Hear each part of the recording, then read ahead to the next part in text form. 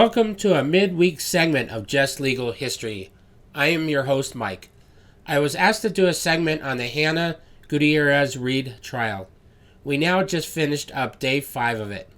If you don't know, Hannah was the armorer on the set of Rust. This was the movie set where Alec Baldwin shot camera lady Helena Hutchins, who was killed, and producer Joel Souza, who was injured.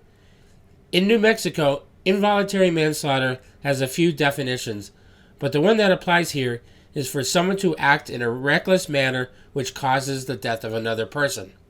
The trial started last week.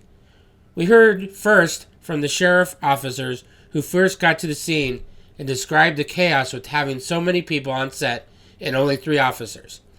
The defense crossed with trying to say that the officers couldn't completely secure the crime scene and things may have been tainted. The next thing we heard about was the crime scene tech who collected the bullet evidence and other evidence from the scenes. We learned that it was sent to the FBI to analyze. We also got a lesson on the difference between dummy and live bullets.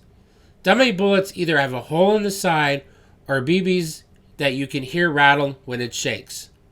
Those bullets should also not contain the firing primer. We then heard from people who were on set, and several things came out that were really bad. One, we heard that the film crew quit before the day of the shooting, and they had to rush to find new people to shoot film. And we learned that it was because there had been other accidental discharges on the set that they quit. And we did get the bad news about how the medical crew may have mishandled Helena's treatment at the scene and transportation to the hospital. There were questions whether the medics correctly inserted tubes for her to breathe. Whether or not she would have survived was debatable. And today we heard from the detective who interviewed Hannah twice after the event. We saw the video of Hannah in the interrogation room. She described how she would carry dummy bullets in her pocket and how the gun was left out for lunch. And last, we heard from the production manager who talked about an email about the gun being left out with no supervision.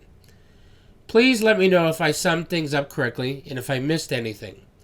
Please hit the like and subscribe if you like what you saw and want me to put out more midweek summaries.